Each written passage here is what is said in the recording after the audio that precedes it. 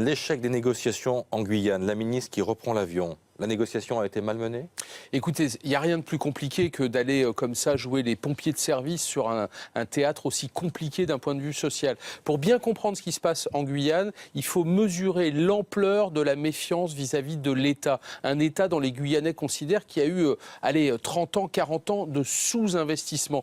Qu'est-ce que l'État vient proposer? Ils viennent proposer un plan d'urgence, 1 milliard d'euros. Mais ce que demandent les Guyanais, c'est de repenser complètement le rapport entre l'État et ce territoire qui est à 7000 km de la métropole.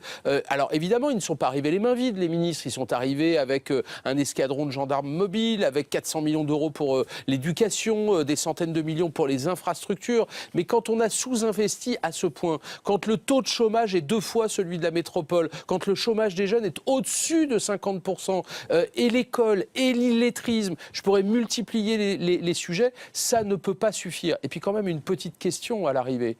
Qu'est-ce que vaut la parole d'un gouvernement qui a à peine 2 mois d'espérance de vie?